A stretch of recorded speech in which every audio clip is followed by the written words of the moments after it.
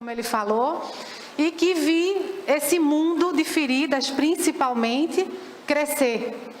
Eu não sei se eu tenho alguém aqui que já trabalha com ferida, que já trabalhou, ou que já ajudou alguém que trabalha na área. Joia! Quando vocês estiveram diante de um paciente ou de uma pessoa que trabalha no cuidado de feridas especificamente, hoje eu vou focar em feridas, vou explicar depois um pouquinho o que é estomaterapia, mas vou focar um pouco em feridas. Abiael falou em estomia, hoje a gente vai focar nisso um pouco. Mas quando eu comecei, é muito diferente do cenário que a gente vê hoje dentro dos hospitais. Não façam as contas para não chegarem na minha idade, mas quando eu comecei lá em 2002, não existia quase nada de curativos, de produtos dentro do estado, não é nem de Recife. E a minha vida começou muito por um acaso dentro dessa área. Eu trabalhava no Hospital Esperança, hoje Rede Dó, trabalhava no controle de infecção hospitalar e fui obrigada a ter que olhar feridas, e eu detestava. Fazia, não vou ver isso, um negócio que não acaba nunca. A gente começa a tratar o paciente e o paciente não melhora. Por dois motivos. Primeiro, porque não se tinha ainda muito entendimento de que antes de olhar a ferida, a gente precisa entender o paciente como um todo. Eu sempre falo e gosto de repetir, ferida não é causa, ferida é sempre consequência de algo. Então, às vezes, a gente pode botar até ouro em pó no paciente e não vai adiantar nada. Por quê? Ele tem que estar estabilizado. Porque o produto que a gente vai usar, ele é um meio para que o organismo faça o trabalho. Então, se o organismo não está legal, a gente não vai conseguir muita evolução.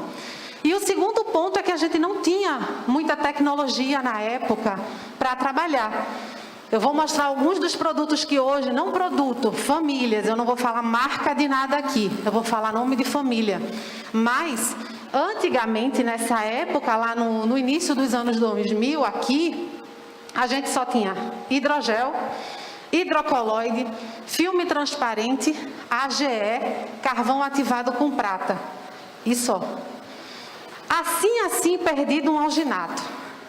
E aí começou-se, não só começamos, mas eu e mais 3 amigos, que são meus amigos até hoje, sempre foram, começamos a querer estudar um pouco mais sobre isso. No estado só existiam 2 estomaterapeutas, um atuando especificamente em estomia, que é Cristóvão, que está até hoje aí trabalhando, não sei se alguém o conhece.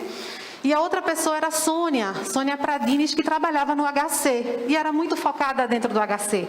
Então não tinha, e aqui não tinha curso, hoje é um mundo muito privilegiado. Então não tinha curso, a gente não tinha muito visita de representante, porque ainda não era, isso é um dos pontos que eu vou mostrar também para vocês, isso ainda não era uma coisa muito comum dentro da nossa área de enfermagem, então a gente não tinha muito acesso. E aí formamos a primeira comissão de estomaterapia do estado, dentro do Hospital Esperança, mas que depois a gente descobriu que não poderia ter esse nome porque não tinha nenhum estomaterapeuta. A gente viu em algum lugar falando sobre a estomaterapia, mas não éramos estomaterapeutas. E aí começou-se um processo para estudar, até que eu fui fazer a minha pós-graduação em São Paulo, na Universidade de São Paulo, em 2005. Já trabalhava na área, aí já como representante de uma empresa, de uma multinacional, mas dentro do distribuidor local, que foi quando começou-se a ver um mundo diferente, principalmente quando a gente fala de família de produto.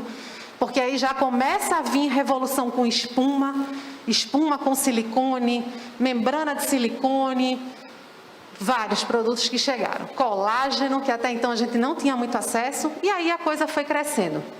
E por que eu estou falando essa introdução toda para vocês? Para que vocês entendam hoje que a gente tem um mercado muito grande de famílias de produto e que isso é um mercado que o tempo todo se atualiza. Então, quando a gente fala a questão de tecnologia aplicada, mais do que nunca isso é muito atual, porque todos os anos a gente sempre tem algo diferente dentro da área. E muitas vezes algum produto que chega de algo que começou lá atrás, e a gente para e faz assim, não é possível. Desde essa época aí da pré-história já tinha produto que é que vocês acham? Já existia produto para curativo na época da pré-história? Fiquem à vontade para falar, viu? Alguém falou aí nas folhas. Folhas, ervas, e aí eu volto para o que eu acabei de falar. Hoje existem muitas marcas, muitos produtos sendo estudados e desenvolvidos para que a gente tenha produtos até com preço mais acessível, mas que se pega aí, ó, desde essa época da pré-história, que a gente tinha muito essa questão de começar a ter que fazer alguma coisa, porque as feridas sempre existiram, nunca deixaram de existir, mas não se tinha muita alternativa. E aí, a gente começa a chegar nos primeiros curativos. Algumas pessoas falaram folhas, ervas, mas a gente também tinha outros materiais disponíveis para isso. Alguém entende por que tem um cachorro aí na foto? Já escutaram uma frase assim: bota o cachorro para lamber a ferida que ela cicatriza? Porque lá atrás se usava a lambida do cachorro para isso. Porque já começava a se ver que algo mais úmido poderia fazer com que aquela ferida cicatrizasse de uma forma mais rápida. Porém, a boca do animal tem muito mais micro-organismo do que a boca do ser humano. Então, o que poderia melhorar fatalmente, naquele momento até poderia dar uma falsa impressão de melhora, mas que depois traria um malefício para aquela lesão. Nas regiões onde tinham as geleiras, também se achava que botando gelo ia melhorar. Mas melhorava principalmente quando a gente tinha lesões sangrantes. Até porque o frio vai fazer um pouco dessa questão da hemostasia. E quando o gelo derrete, é um meio úmido. Mas ele não tinha nenhum poder além disso de cicatrizar. Mas era melhor do que não colocar nada. Lama, areia, barro, também se utilizava. Aqui algumas frutas, e dentre elas hoje a gente ainda usa um material manipulado, né? A base de uma das frutas, alguém sabe qual é? Não entendi. Papaína, né? Então hoje é um produto, vê como a gente sempre se remete a algo que começou lá atrás, logicamente que evoluindo. Mas hoje a gente trabalha com a papaína tanto para fazer um desbridamento, ou seja, a retirada do tecido necrótico, porque necrose na ferida, a ferida não cicatriza, então tem que tirar, ou mesmo para manter ali aquele meio pronto para cicatrizar, manter a umidade, fazer com que todo o processo de cicatrização ocorra. Então a gente também utiliza a papaína hoje ainda. E aqui as plantas, né? E que a gente vê que tem ainda, principalmente de interior, não sei se tem alguém aqui no interior, tem muito a cultura de utilizar algumas plantas. Não tenho capacidade para falar a respeito, porque eu nunca trabalhei diretamente com planta, mas tenho vários relatos de colegas Brasil afora, que algumas plantas eles utilizam, muitas vezes como emplastro, ou então faz tipo um chá para deixar uma gaze, por exemplo, embebida com aquele material. Então, e é isso que o tempo todo em relação à tecnologia, a gente vai evoluindo. Pegar essas situações, ver o que é que deu certo, entender, estudar o material e desenvolver produtos que viram famílias, né? Como eu falei, algumas das famílias aqui. Se eu estiver indo muito rápido, façam assim, que eu vou devagarzinho, tá? E aí começa a revolução, realmente, de começar a se pensar, né, na área de saúde como um todo, e as feridas não poderiam ficar de fora. Um médico muito conhecido, Hipócrates, nessa época de 460 a 377 a.C., Hipócrates, que é considerado o pai da medicina, ele já desde 300 anos antes de Cristo, ele sugeria que as feridas deveriam ser tratadas com calor e pomadas, para promover a supuração, principalmente daquelas lesões infectadas. Então ele entendia que quanto mais tivesse material para fazer com que o pus saísse, mais essas lesões iriam evoluir, e que também isso fosse permitido remover o material necrótico e reduzir a inflamação. Alguém aqui sabe, num processo de que a ferida leva para cicatrizar, quantas fases essa ferida leva para cicatrizar? A cicatrização ela é composta de fases. Alguém sabe dizer quantas são? Podem chutar. 4. Alguém chuta mais ou menos? 3. Então vamos lá. A ferida, para ela cicatrizar, primeiro ela tem que inflamar. É a primeira fase, processo inflamatório. Se a ferida não inflama, ela não evolui. E esse é um dos grandes problemas e que esses produtos, essas tecnologias foram utilizadas para que a gente dê meio para que o corpo faça isso. Isso é fisiológico, precisa acontecer. E aqui ele já entendia isso, que ela tem que inflamar, mas ela não pode ficar inflamada para sempre. Ela precisa passar para o próximo processo, a próxima fase, que é a de granulação. A fase inflamatória é aquela fase que a gente olha e a ferida, ao redor dela, tem todos os sinais inflamatórios, né? Calor, edema, rubor, dor, e tem muita secreção, muito exudato. Mas isso tem que parar, ela tem que evoluir, e o leito dela, quando a gente olhar, tem que estar aquele leito vermelhinho. Qualquer coisinha que você tocou, ele vai sangrar, o paciente vai sentir dor, porque ali está cheio de terminação nervosa, está cheio de oxigenação, mas ele também não pode ficar assim para sempre. Ele precisa evoluir para fechar, que é a terceira fase, que é a fase de epitelização ou remodelação, que é quando a gente já tem a ferida cicatrizada por fora, porque a cicatrização ela dura muito mais tempo do que aquilo que a gente enxerga. A gente olha uma ferida fechada, faz, está cicatrizado. E quantas vezes acontece de alguém, sem querer, até com a roupa, arranhar naquele local ali e abrir de novo. Porque aquilo não está totalmente cicatrizado. Uma lesão para cicatrizar por completo em condições normais, ela pode levar de 6 meses a 1 ano, ainda que você veja ela fechada. Tá? Então, nesse período já, Hipócrates entendia que, primeiro, eu tinha que deixar o processo inflamatório acontecendo, mas ele tinha que ir embora, porque ele tem um prazo para acontecer. E eu não posso ter material necrótico. Necrose de qualquer espécie não vai cicatrizar. E o pior, se eu tenho necrose, aquele tecido ali é infestado de bactéria. Então, se eu não faço nada, a tendência é o tempo inteiro eu ter infecção, então pus, e com isso não evoluo e posso piorar a condição geral do paciente, tá? Ele também criou a definição do que é a cicatrização por primeira intenção, que é aquela cicatrização em que as bordas da pele vão se aproximar e vão fechar. E a de por segunda intenção, quando a gente tem perda de tecido e as bordas se afastam significativamente. Para ficar mais fácil, quando a gente faz uma cirurgia, o que é que a gente faz? Na hora que faz a incisão, faz o corte, abre, né, para fazer a cirurgia. Depois não sutura, seja com fio ou seja com cola, então eu aproximei as bordas. Então, aproximando, eu tenho uma cicatrização por primeira intenção. Se foi alguma situação de uma ferida, por alguma outra situação, ou até mesmo depois de uma cirurgia, ter algum problema, isso abre. Então, eu vou deixar com que o organismo, junto com os produtos que vão dar meio para isso, façam essa cicatrização por uma segunda intenção. A intenção primária era as bordas estarem aproximadas. Então, se elas não estão afastadas, vai cicatrizar por segunda intenção.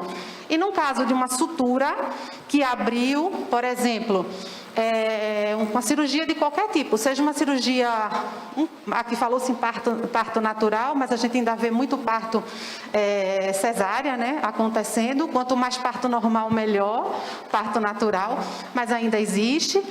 E aí, de repente, aquela cirurgia que não tinha que dar problema nenhum, abre, dá algum problema, às vezes tem começando uma colonização, uma infecção local, e aí o que era fechado por primeira intenção abre, para fechar por segunda, e muitos na nomenclatura falam que é uma cicatrização por terceira intenção. Porque eu tinha uma primeira, deu problema, eu deixei a segunda, mas é uma cicatrização devido a uma primeira que não deu certo, então por terceira. Mas normalmente a gente acaba falando, olha, foi uma primeira intenção que deu algum problema, vamos deixar agora cicatrizar por segunda, tá bom? Então, ó, já desde essa época ele já fala em relação a isso. E por que isso é importante? Para que a gente até entenda que tipo, né? Qual é a etiologia dessa lesão. E a gente entenda que, independente do que for, ela vai ter que aproximar essas bordas e vai ter que fechar. E ele também recomendava que as feridas fossem mantidas limpas e secas e preconizava a limpeza com água morna, vinho e vinagre. Olha que beleza! Mas sempre pensando, limpa e seca tudo. Naquela época se entendia que quanto mais seca a lesão, melhor. Quando eu fazia faculdade, nos anos 90, ainda que a gente vai ver que os anos 90 começa toda a revolução de material, de entendimento de ferida no Brasil, eu ainda aprendi que quanto mais seca a lesão, mais ela vai cicatrizar. E isso a gente leva em consideração a um pós-cirúrgico. Eu não preciso dar umidade em cima de onde está ali suturado por primeira intenção e vai fechar. Mas uma lesão aberta, hoje a gente entende que ela precisa um meio úmido, fisiológico, para que ela cicatrize. Mas ainda assim, que aqui a gente via essa questão dela ser mantida seca, a gente já vê a vontade de querer fazer alguma coisa para evoluir esse processo de cicatrização. Passa um pouco tempo, a gente chega já no século XIX, com a Guerra da Crimeia, em 1853 a 56, 3 anos. E aí, por ter guerra, começa-se a ter a introdução da pólvora no mundo ocidental. E aí, o que é que a gente já imagina? Antes eram outros tipos de lesões, né? Lesões de caça, lesões até por trauma, por briga entre as pessoas.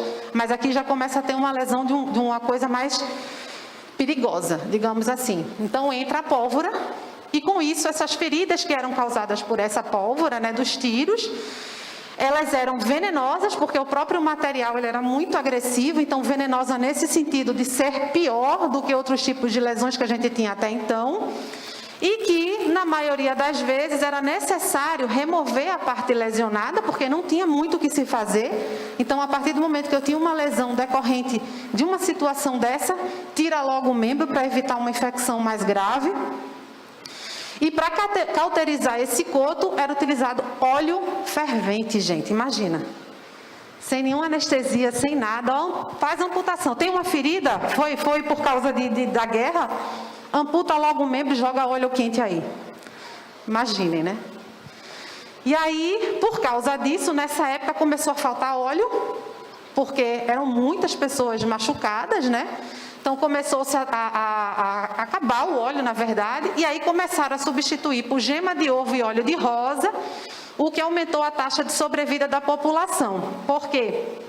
A gente aqui já tem um meio que já é diferente, aquele óleo, sabe-se Deus em que temperatura aquilo estava, como é que aquilo era condicionado, e eles começavam a meio que preparar um material diferente e utilizar só naquele paciente. Então, até mesmo a questão da contaminação, da infecção, começava a diminuir, fora que não era tão agressivo quanto jogar um óleo quente. Então, essas lesões, esses cotos, tinham uma esperança de uma sobrevida melhor para esses pacientes, mas ainda era uma coisa muito arcaica, né?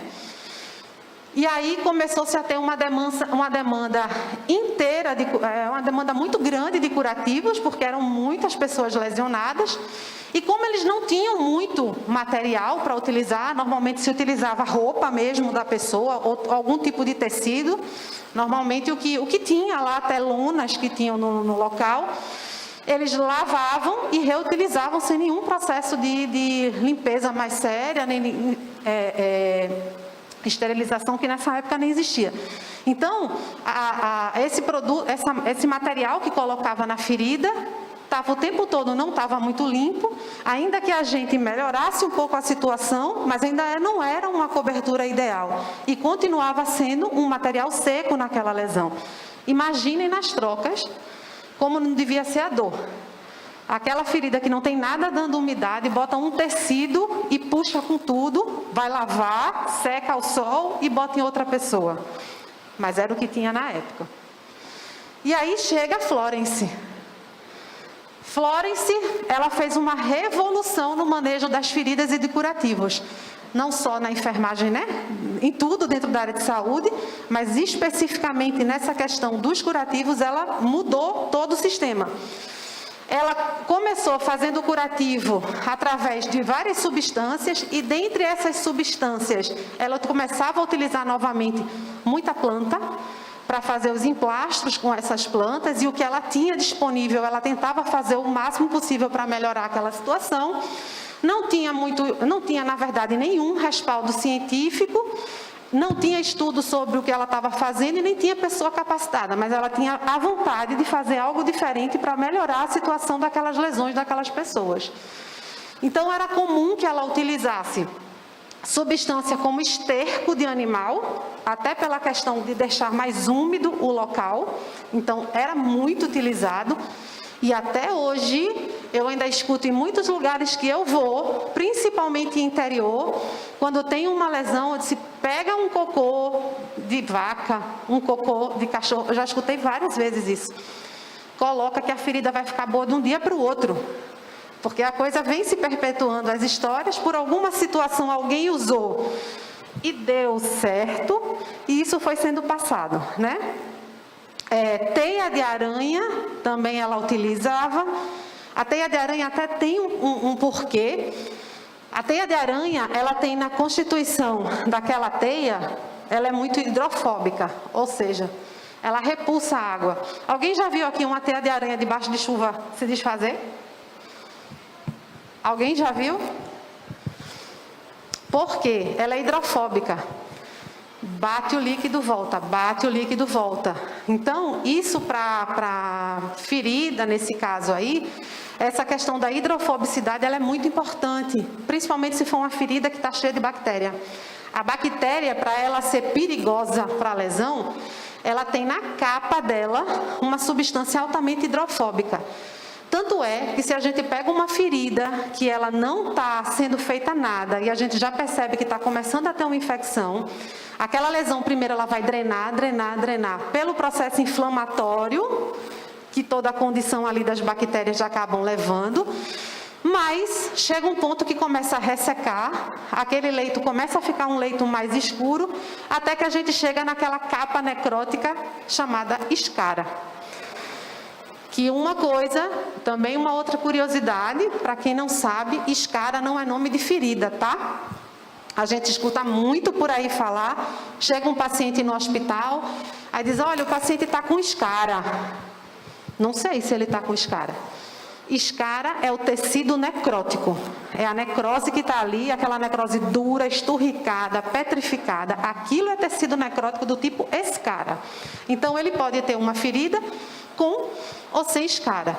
Mas por que se chama tanto de escara, né? Ferida de uma forma geral, principalmente quando a gente fala de lesão por pressão.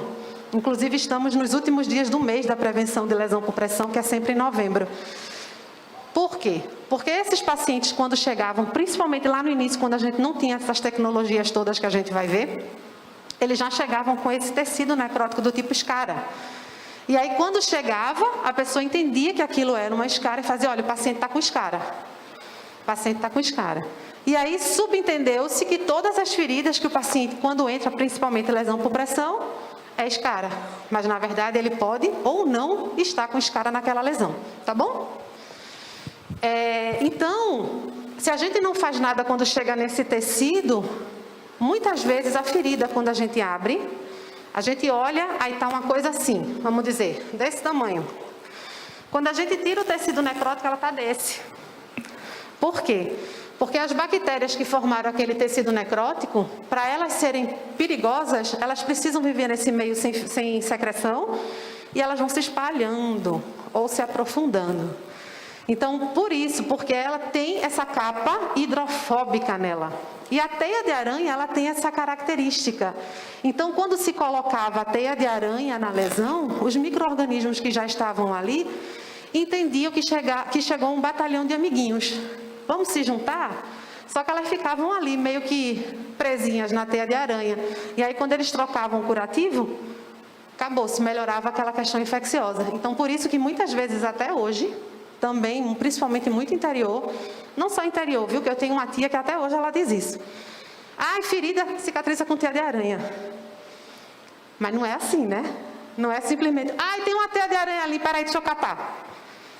Essa daqui vai servir. Não é bem assim. Mas naquela época era o que usava e começou-se a ter uma certa resposta, tá? Então Florence começou a utilizar isso aí.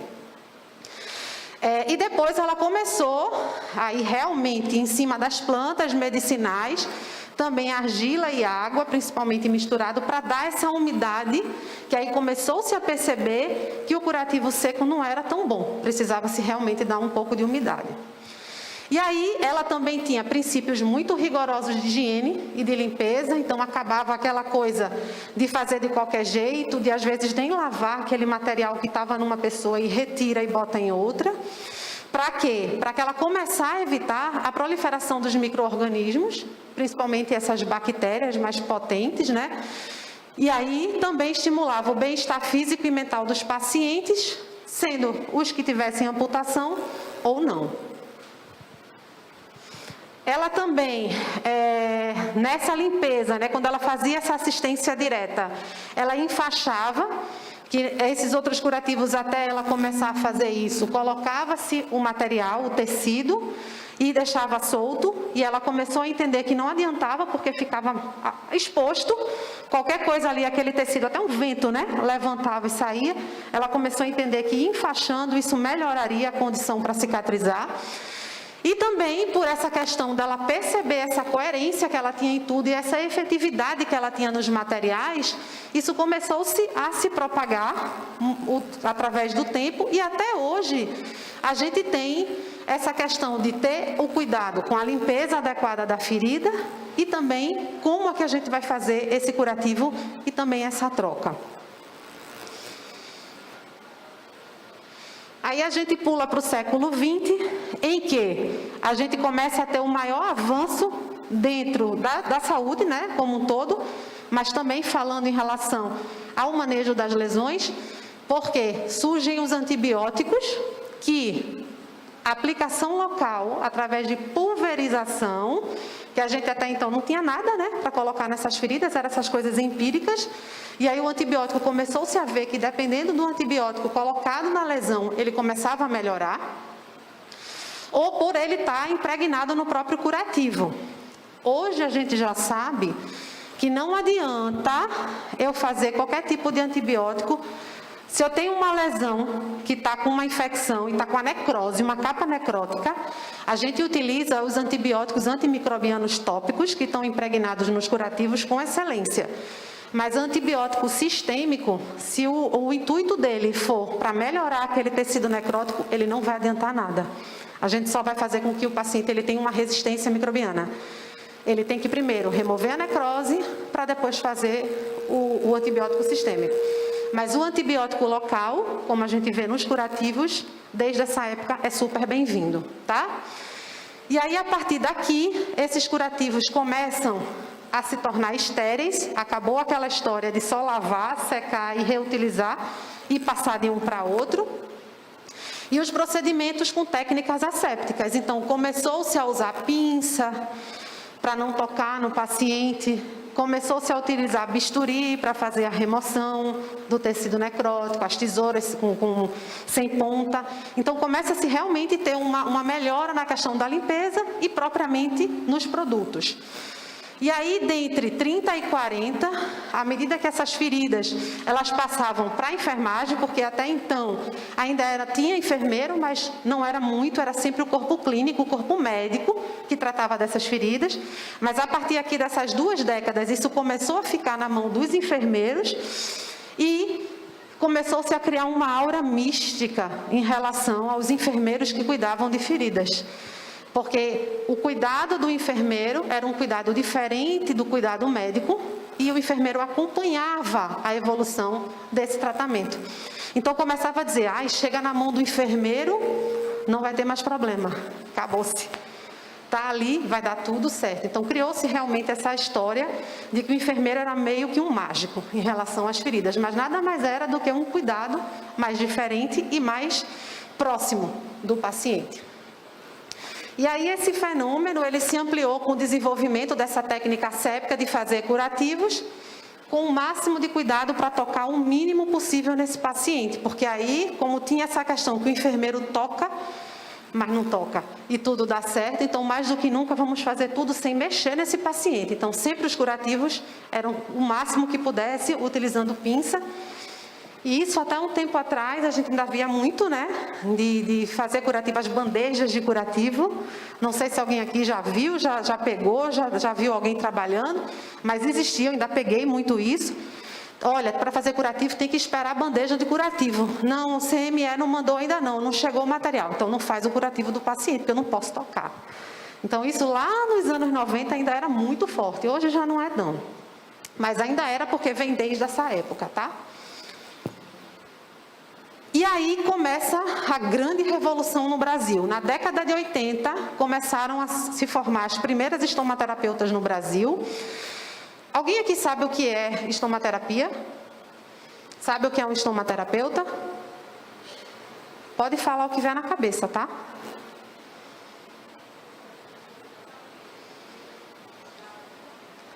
Fala mais alto. Tratamento, estomia. Vamos lá. O estomaterapeuta, eu sou estomaterapeuta, ele...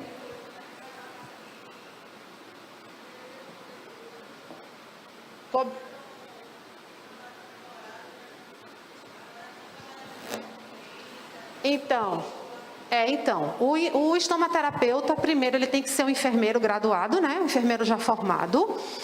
E ele, quando a gente faz a pós-graduação, é uma pós-graduação, a gente sai especialista. E essa especialidade, a gente trabalha em 3 vertentes. Uma é o cuidado da ferida, seja na prevenção dela existir ou no tratamento. Nas estomias, então, desde a demarcação da estomia no paciente para que ele tenha um estoma num local adequado que não atrapalhe a vida dele, até mesmo indicação de bolsas, de equipamentos adjuvantes, então tudo ligado à estomia, traqueostomia, gastrostomia, ileostomia, colostomia, urostomia, a gente também é habilitado para trabalhar com isso. E também a parte de incontinência anal ou incontinência fecal ou ambas. Também com dispositivos, com toda a visão holística do paciente. Então, a gente trabalha em 3 vertentes. Eu sempre trabalhei mais dentro de feridas. Hoje eu trabalho numa empresa com materiais para feridas. E sempre foi o que eu gostei mais, apesar de que eu sou apaixonada por estomia também. Mas incontinência eu nunca me envolvi. Aqui na época, quando eu me formei em 2005, né, lá em São Paulo, como eu falei, não tinha ainda muita coisa, então a parte de incontinência ainda não era muito focada com esse trabalho com o enfermeiro, né, com o estomaterapeuta. Hoje já é, graças a Deus, há um tempo já, mas ainda era uma coisa muito contida, a gente terminava trabalhando mais com lesão. Mas a gente pode trabalhar nas 3 áreas. Existem também os enfermeiros que fazem a pós-graduação em enfermagem e dermatologia, que tem duas sociedades. Eu faço parte da estomaterapia, se chama SOBEST, e existe também a SOBEND, que também tem pós-graduação aqui em Recife. A SOBEST também tem, mas com a pandemia a coisa ficou meio parada. Saiu o edital, mas a turma não se formou e já vinha todo mundo esperando há muitos anos por essa turma. E tem a da SOBEND, que também é a pós-graduação aqui, que é o enfermeiro em dermatologia, só que o enfermeiro em dermato, ele não trabalha diretamente, a habilitação não tem incontinência nem tem estomia. Ainda que veja na pós-graduação um módulo sobre estomia, mas ele não tem essa habilitação como estomaterapeuta. Mas como enfermeiro, uma coisa que fique claro, como enfermeiro, desde que ele entenda o que é a estomia, a demarcação, inclusive, do paciente, ele pode fazer, tá? Mas sempre é um enfermeiro. Então, no Brasil, a estomaterapia chegou nos anos 90, ela já existia lá fora. Quando ela chegou, ainda era uma coisa mista, não era só enfermeiro, aliás, lá fora, quando essas primeiras estomaterapeutas se formaram, não tinha curso no Brasil, elas que montaram, que é esse curso da Universidade de São Paulo, onde eu me formei. E lá fora, ainda a estomaterapia era formada por médicos e enfermeiros. Hoje, no mundo inteiro, o que a gente tem é enfermeiro. E aqui, no início, nesses anos 80, foi na USP, depois em Fortaleza, abriu-se um outro curso. Hoje a gente tem um curso no Brasil inteiro, inclusive aqui em Recife, tá? E aí, depois que essas estomaterapeutas chegaram, e dentre elas, eu vou falar o nome da principal estomaterapeuta, que foi quem montou o curso da pós-graduação no Brasil, que é a doutora Vera Lúcia, começa-se a chegar a questão dos curativos mesmo, das tecnologias agora no Brasil. E aí começou com a chegada do hidrocoloide. E na época que o hidrocoloide chegou, muita gente fazia assim: mas esse produto serve para tudo. E nenhum curativo é perfeito para tudo, tá? Às vezes o curativo é um curativo simples e que dá super certo no paciente, e outro que é de ponta, uma tecnologia de ponta, e às vezes não dá tão certo. E às vezes, no mesmo paciente que tem mais de uma lesão, a gente usa o mesmo produto nas lesões e às vezes numa dá certo e outra não dá. Então não existe curativo perfeito. E quando o hidrocoloide chegou, começou-se, né? Ah, só ele, só ele, só ele, mas não era bem assim. E aí precisava a coisa realmente avançar. E no avanço, como eu falei, né, o curso Vera, ela fez esse primeiro curso de especialização no Brasil, começou-se a ter mais gente estudando a respeito dos materiais. As empresas, as indústrias começaram a olhar para o Brasil com um olho diferente e dizer, vamos levar o que tem no mundo já começando a ser de tecnologia nova, e com isso chegam as espumas no Brasil. Nessa época, foi quando eu estava já trabalhando, foi uma revolução. Porque a espuma, principalmente quando ela veio agregada, a espuma com silicone, que é um produto que tem a função de ser atraumático, de tirar da ferida e o paciente não sentir dor, foi uma grande revolução. Também, a partir daí, começam-se a ter as primeiras publicações a respeito do uso do curativo, porque até então a coisa era muito empírica, era tipo... Ah, eu fiz isso aqui em Recife e deu certo. Aí ele chega e faz, eu fiz lá em Manaus, deu certo também. Mas ninguém se comunicava, não tinha nenhum estudo, e começou-se a escrever. E escrevendo, essas técnicas positivas foram se juntando até virarem protocolos, como a gente tem hoje, e tantos trabalhos científicos que vocês, independente da área que vocês estiverem trabalhando, sempre é muito importante tentar o máximo possível escrever as experiências de vocês e mandar para os congressos. Isso é muito bom para a gente na vida profissional, tá? Aqui é só para poder fazer uma pincelada do tanto que eu vi evoluir curativo, e quando eu saí da faculdade eu ainda fazia curativo com carne. Alguém já ouviu falar nisso? Já ouviu, né, amiga? Chegava no hospital e faziam assim, olha, vai buscar a carne. Não, a carne não chegou. Ah, a carne chegou, a carne está fora da geladeira. Ai, meu Deus, está muito tempo fora da geladeira, já apodreceu, não pode botar no paciente. Era um inferno. E fazia-se um salseiro, porque muitas vezes misturava com açúcar, para deixar ainda o meio mais úmido. Só que curativo, a ferida, para ela poder cicatrizar bem, a gente tem que ter pelo menos 24 horas de ficar mexendo, não é para ficar mexendo o tempo inteiro. E um curativo desse, imagina, você bota a carne do lado de fora em casa. Se você deixa aquilo ali por algumas horas, você já começa a sentir um odor, imagine em contato com a lesão. A gente trocava curativo de menos de 2 horas. Era um inferno. Mas eu ainda peguei essa época, tá? E o açúcar até hoje ainda se usa, existem lá fora, inclusive, alguns produtos impregnados de açúcar. O açúcar é bom, não é ruim, mas nessa forma ele passa a ser ruim por esse sentido, se ele for utilizar sozinho. Porque você tem que ficar trocando muito, pode dar formiga, mas o princípio tanto da carne quanto do açúcar era manutenção de meio úmido, para que o corpo conseguisse fazer a evolução e cicatrizar. E aí, já no século XXI, a gente começa a ter essas tais tecnologias avançadas e cada vez mais inovadoras, o tempo inteiro chegando coisa nova, e as terapias adjuvantes, que são aquelas terapias que vêm, como o próprio nome já diz, para contribuir com as tecnologias para a gente evoluir a cicatrização. E aí vem essa infinidade hoje de família, isso são só algumas famílias que a gente tem no mercado, mas tem muita coisa.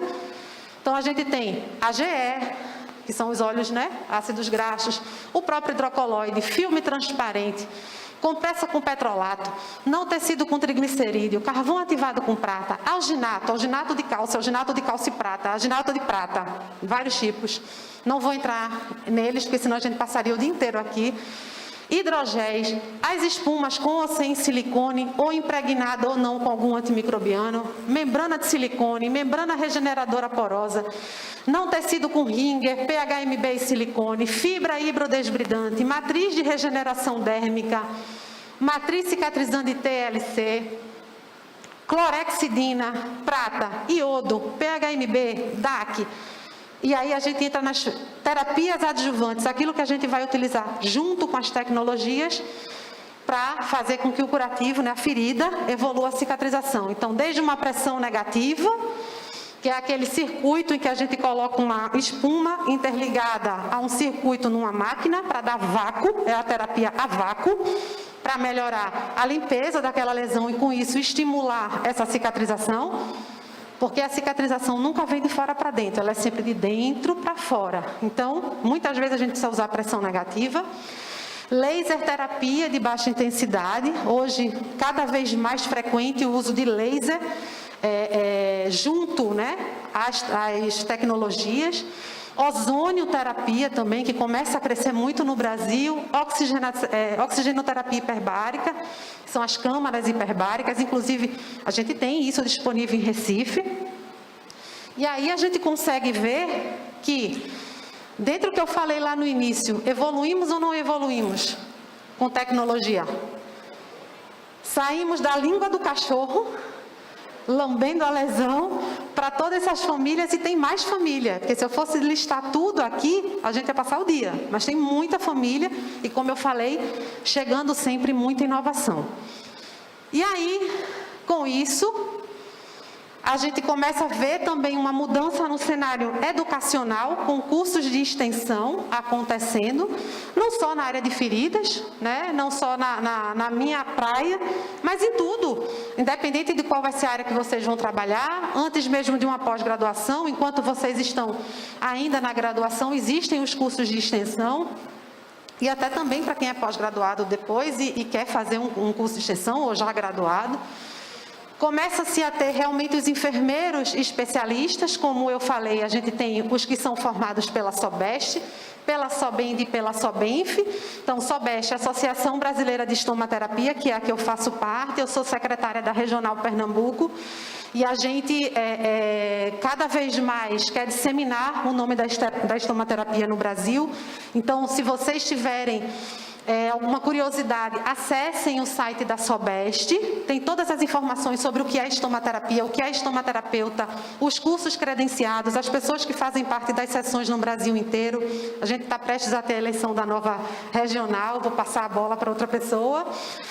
A SOBEND, que é a Associação Brasileira de Enfermagem e Dermatologia, que inclusive neste final de semana e até hoje, né? Até hoje está tendo congresso online, eu acho que ainda dá tempo, se alguém quiser participar, sabe dizer, Jabiel? Dá para se inscrever ainda, é um congresso maravilhoso, que seria presencial aqui em Recife, mas a pandemia não permitiu. A presidente da SOBEND é daqui de Recife, que é a Janaína, que também é estomaterapeuta e é dermato. Então, olhem o site da SOBEND também. Como eu falei, tem a pós-graduação credenciada à SOBEND aqui em Recife. Eu dou aula nessa pós. É importante que vocês, um dia, se quiserem fazer alguma das especialidades, façam em cursos credenciados, para que vocês saibam que está tendo todo o cuidado e uma associação por trás. E tem a SOBENF, que é a Sociedade Brasileira de Enfermagem Ferida, que também tem o site, procurem ver, procurem saber e fiquem ligados sempre nos congressos, que agora, principalmente que a gente consegue fazer online, vale muito a pena, tá bom? Ainda em tecnologia, a gente tem os aplicativos, que quando eu comecei a verificar alguns enfermeiros muito empreendedores, começando a querer trabalhar com o pessoal de tecnologia da informação, para desenvolver alguns aplicativos para facilitar o trabalho dentro dos hospitais, ou aqueles enfermeiros que trabalham sozinhos, atendendo os pacientes em casa ou no seu consultório, começaram a desenvolver, e alguns estão em desenvolvimento, justamente para facilitar.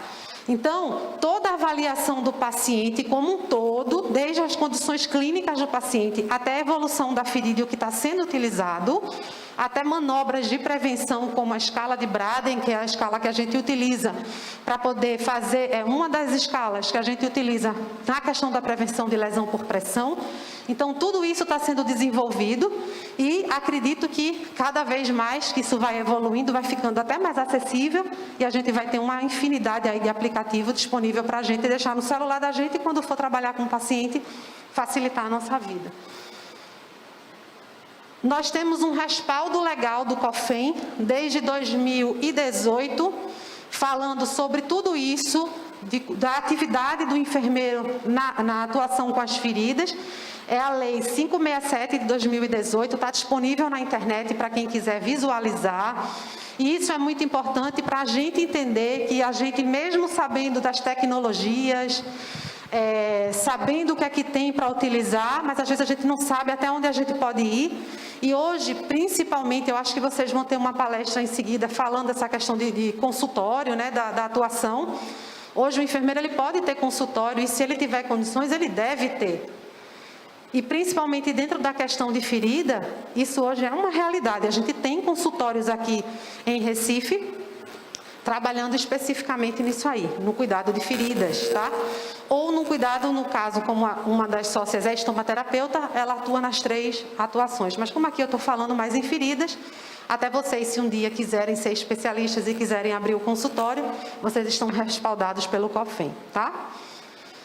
E a atuação técnico-comercial, que é uma realidade, lembram que eu falei lá no início para vocês, que quando eu comecei a trabalhar, não tinham muitos representantes, né? E muito menos se eram enfermeiros.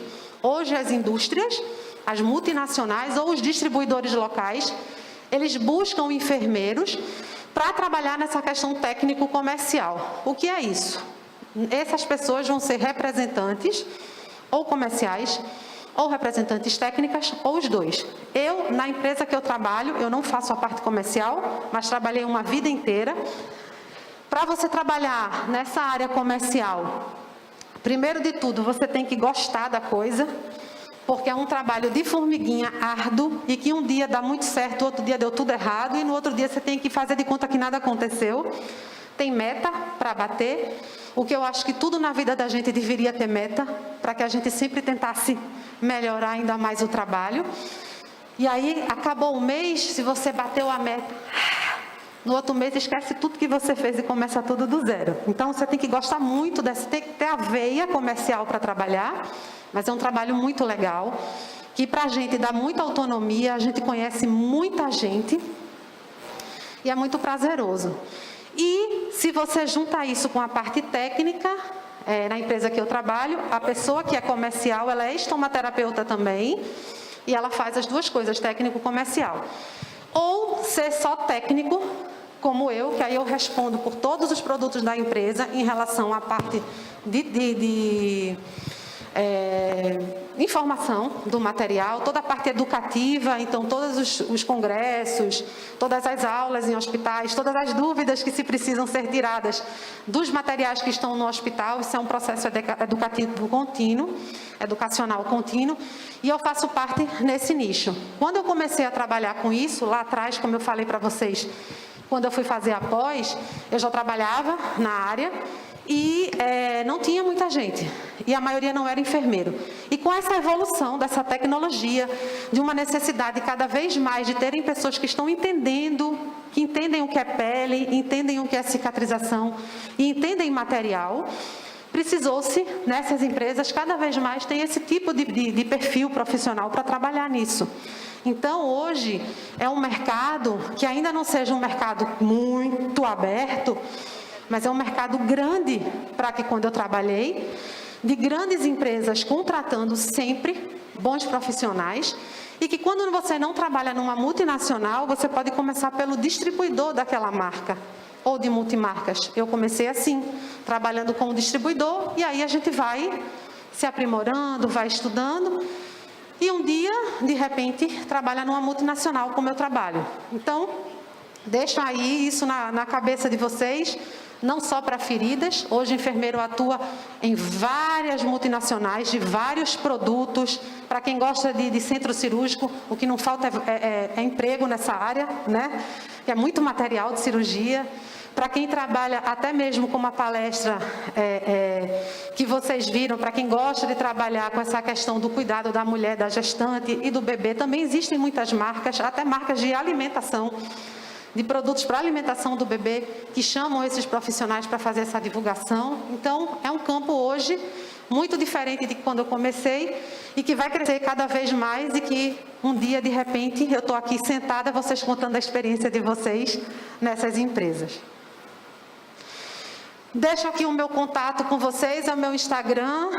Se precisar de alguma coisa, estou à disposição. Mais uma vez, agradeço imensamente o convite, foi uma honra estar aqui hoje pela manhã, Jabiael, muito obrigada. E o que quiserem perguntar, se tiverem alguma dúvida, se eu souber responder, porque também se eu não souber eu vou dizer que não sei, não tenho nenhum problema quanto a isso. Ninguém sabe de tudo, né, minha gente? Mesmo que a gente às vezes trabalhe há muito tempo com uma coisa, mas eu sou uma das que recorro a quem eu posso. Olha, não estou sabendo fazer isso aqui não, me perguntaram isso, não sou eu responder, me responde aí, pelo amor de Jesus, me ajuda. Aprendam Tem uma isso. pergunta aqui para a senhora, professora. Eu vou passar para a aluna. Tá, deixa eu só concluir rapidinho. Aprendam uma coisa, gente. A área da enfermagem, ela precisa cada vez estar mais unida. Muito. Ninguém aqui é inimigo de ninguém. A gente pode ter concorrentes. Ontem eu estava com 2 concorrentes minhas de grandes multinacionais tomando um café. E elas são minhas amigas. Nós somos concorrentes no trabalho, somos parceiras na vida. Então aprendam isso. Ainda que vocês estejam dentro de um hospital, não vão trabalhar na área que eu trabalho ou alguma coisa parecida. Se unam. Ninguém é detentor de conhecimento por completo, a gente sempre vai precisar do outro para poder trabalhar. Então, pelo amor de Deus, vamos nos unir. A enfermagem cada vez mais precisa estar junta e não separada, tá bom? Por favor.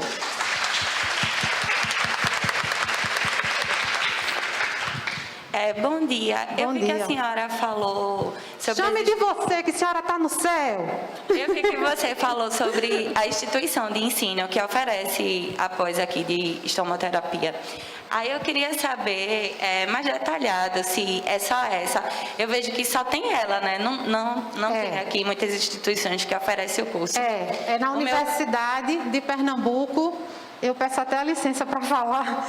Essa pós, eu formei essa pós aqui em Pernambuco com um amigo, não sei se vocês já ouviram falar, que é Mailton Alves. A gente formou essa pós lá em 2006. A SOBEST, para credenciar uma pós-graduação da SOBEST, é um processo, a gente tem que ser credenciado a um órgão internacional, que é o WCAT. Então, a SOBEST, ela acaba reduzindo o número de universidades que fazem essa pós para prezar pela qualidade. Então, desde 2006, a gente tem essa pós aqui. Depois, vocês podem tirar as dúvidas com o Jabiael, que está mais por dentro do que eu dessa pós. A gente estava há muito tempo, quantos anos mais ou menos, Jabiael, sem turma?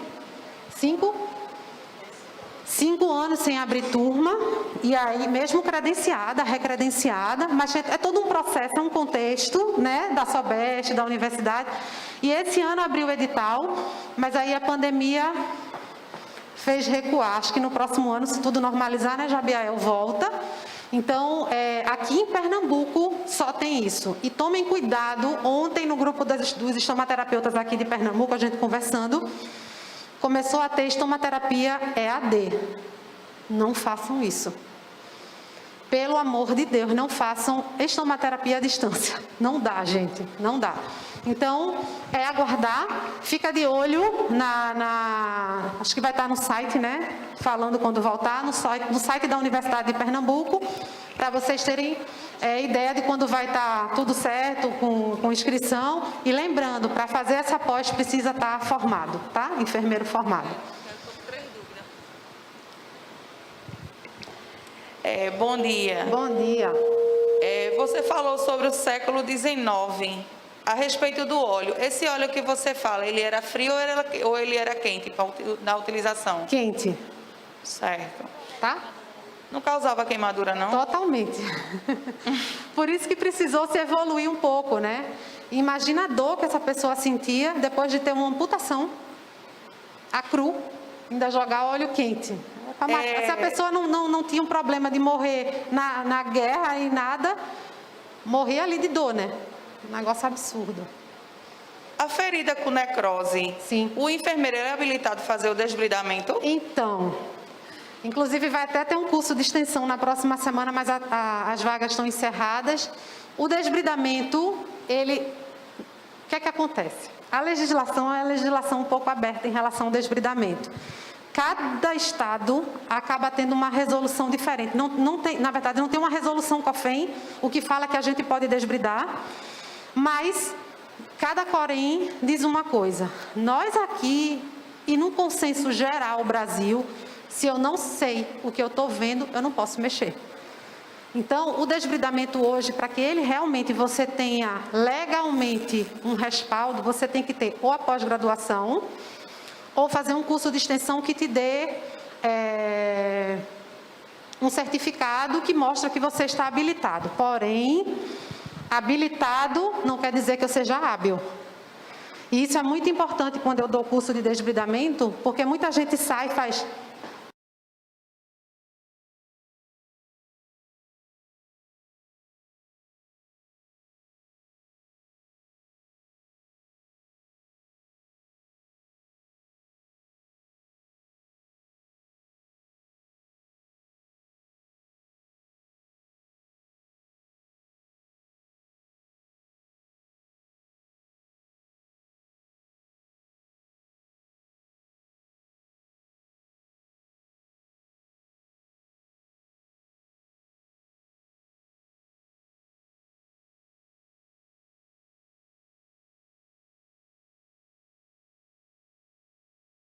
Eu já presenciei uma pessoa que fez um curso, não foi um curso que eu ministrei, nem das meninas que a gente trabalha junto, de pegar o bisturi e fazer. Já estou sabendo fazer? Valendo! E era um calcânio, que não era para desbridar, porque nem sempre a gente vai desbridar um calcânio. E lesionou o paciente. Então tem que ter muito cuidado. Esses cursos, quando a gente faz, o enfermeiro ele tem que estar pelo menos no 7º período de graduação, ele pode até antes mesmo de estar formado fazer um curso de extensão, mas para dizer realmente que ele está habilitado, ele tem que saber fazer. Eu, que trabalho com isso, às vezes eu chego numa ferida, eu olho e digo, vou mexer nada, vou conseguir mexer não. Então, estar habilitado não significa ter habilidade. Ô Andresa, pela tua experiência, eu queria tirar uma dúvida entre o pós-graduação em dermatologia e pós-graduação em dermato. Qual é a diferença dos dois? É a mesma coisa. O que vai diferenciar é onde vai estar credenciada essa pós-graduação. Se ela vai estar ligada principalmente à SOBEND. Aqui vocês têm também uma pós-graduação credenciada à SOBEND. Existem outras, eu não posso falar a respeito de outras pós que não sejam das oficiais, que são essas 3 que eu falei. Mas existe. Mas o de dermatologia, ele entra estomoterapia, né? Não. Estomoterapia, ele vai falar as 3 vertentes. Você vai sair habilitado para as 3 vertentes. Estomias, incontinências e feridas. Após em dermato, é a parte de estética e feridas. Pele, de uma forma geral. Então, se você quiser trabalhar, ser especialista em estomia, você vai ter que fazer estomoterapia. Ainda, como eu falei, que vocês tenham um módulo dentro da pós-graduação de dermato, falando de estomia. Mas, para realmente você dizer assim, eu entendo, eu sei, eu trabalho com isso, eu sei exatamente como atuar mais profundamente, é o estomaterapeuta. Tá bom, obrigada. Imagina. Alguém mais quer perguntar?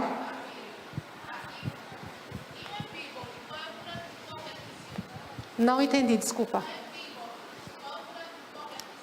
Não existe curativo correto. A gente precisa avaliar o paciente como um todo e entender o que naquele momento ele está precisando. Eu sempre falo também que ferida, ela não fala não, ela grita. Independente do que seja, do local que seja, da etiologia da ferida, a gente não pode nunca. Por isso que também, outra coisa, se vocês começarem a trabalhar com ferida e o pessoal sabe disso e começa a mandar foto para vocês, não façam nenhuma conduta.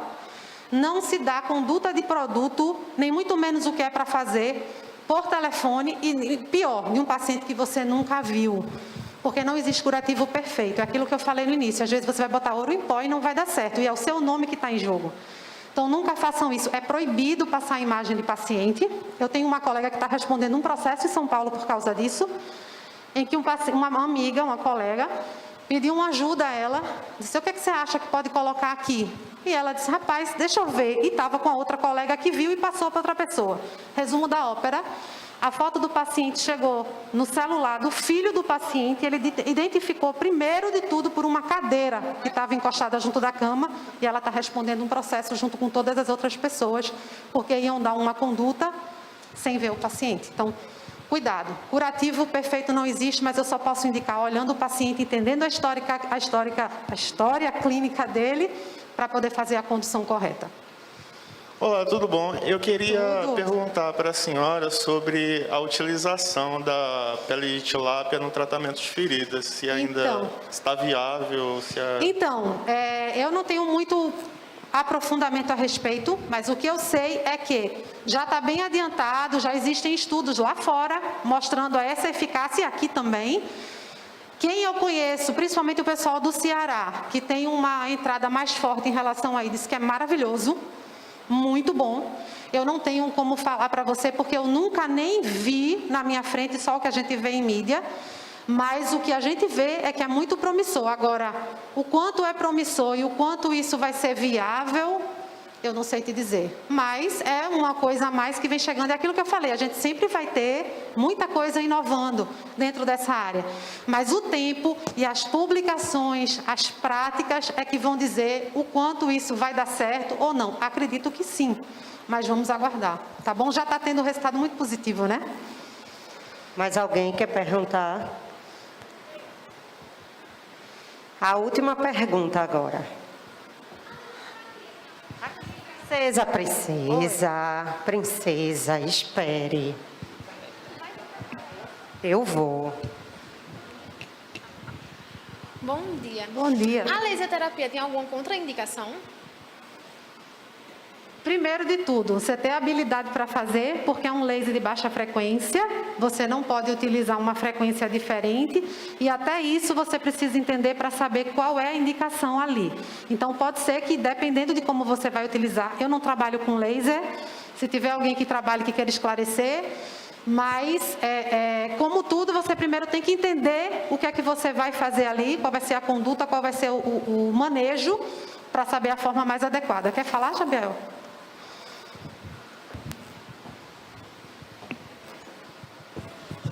É só para esclarecer essa questão do laser.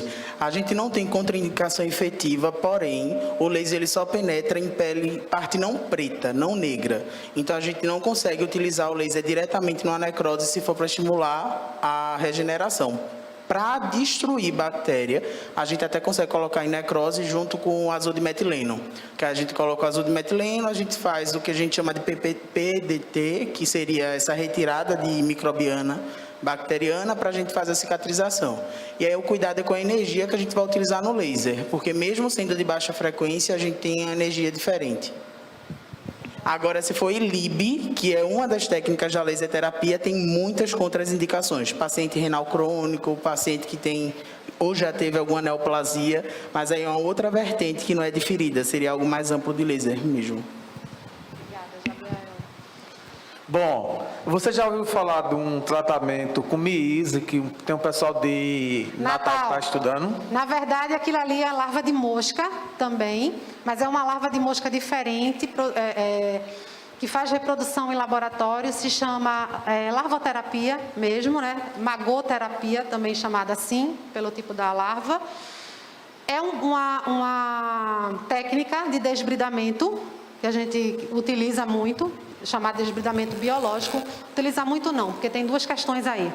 Primeiro, o profissional tem que estar habilitado para fazer aquilo. Segundo, ele não tem que ter nenhum tipo de agonia. Eu tive até com as meninas, até mês passado, lá em Natal, na universidade, e disse que tem, às vezes, muita dificuldade. Muita gente quer trabalhar com isso, mas quando olha as larvas, dá uma repulsa. E o próprio paciente aceitar. Aquele tipo de desbridamento, ele é específico para a área necrótica, ele é bem seletivo.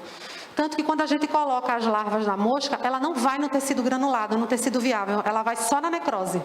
E aí elas vão soltando enzimas que degradam aquela necrose. Então, é muito bom, mas a gente tem essas limitações. E, infelizmente, não é uma coisa muito difundida. Né? Poucas pessoas sabem que a gente tem isso no Brasil. Eu, quando dou aula de desbridamento, muita gente fica, mas tem.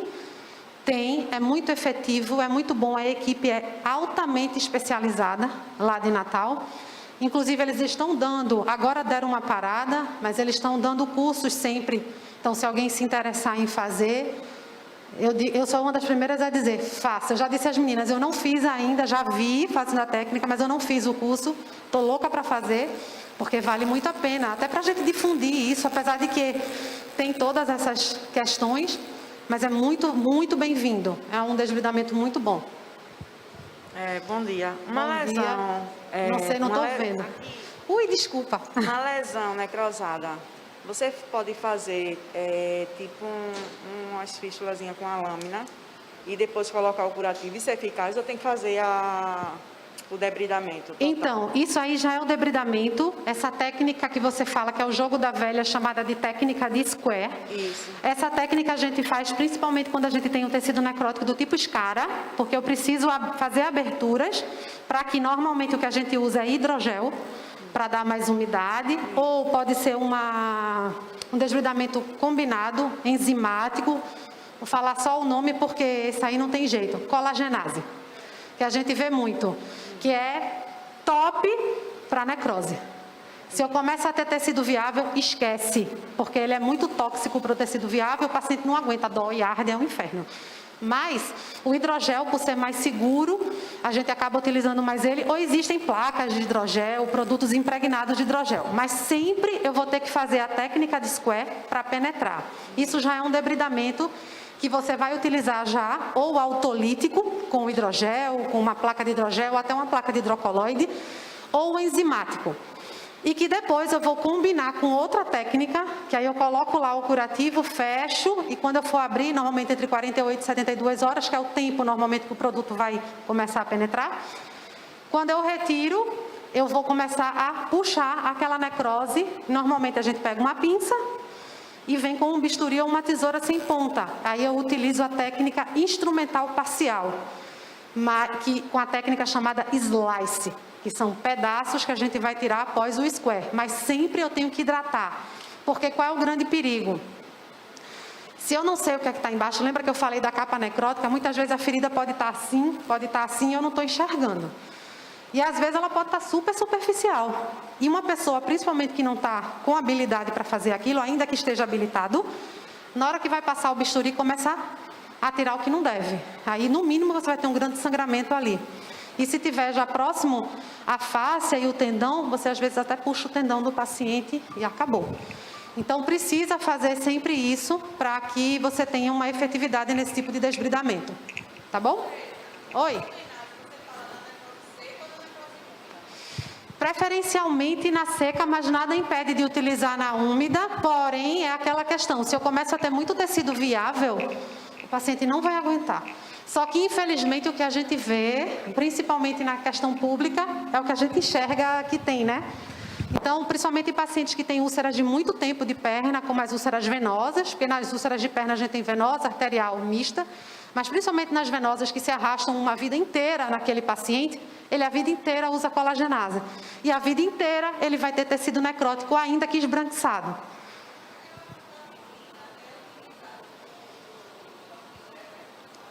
Então, é o hidrogel. Sim, normalmente é um hidrogel que é utilizado, ou até mesmo um hidrocoloide em placa, porque eu preciso somente ali ajudar uma umidade para que o corpo faça o desbridamento autolítico. O corpo vai fazer o desbridamento. Então, eu vou dar só umidade para que isso aconteça.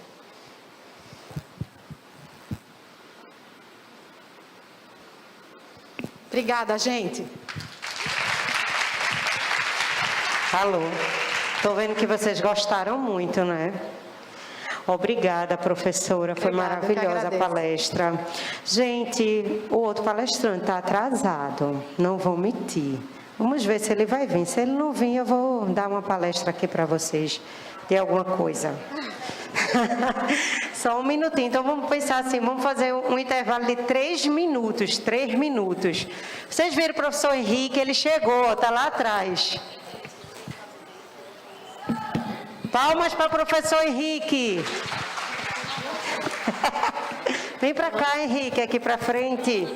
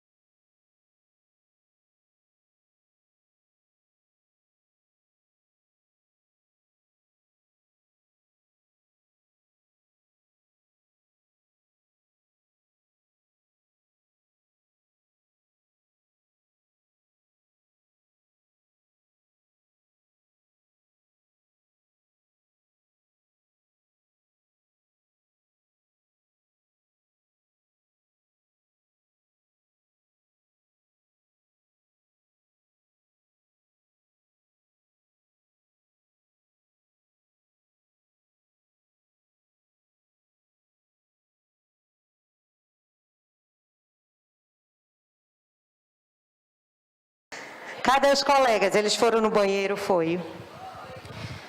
Foi, saiu. Mas foi um intervalo. A gente vai voltar agora. Vai, chame os coleguinhas de vocês para voltarem. Mandem zap.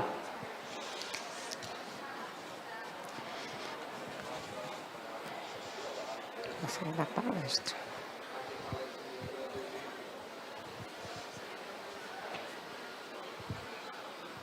Só esperar um pouquinho agora, que o pessoal saiu e está voltando. E aí, quando o pessoal voltar, a gente inicia, tá certo? É a vida.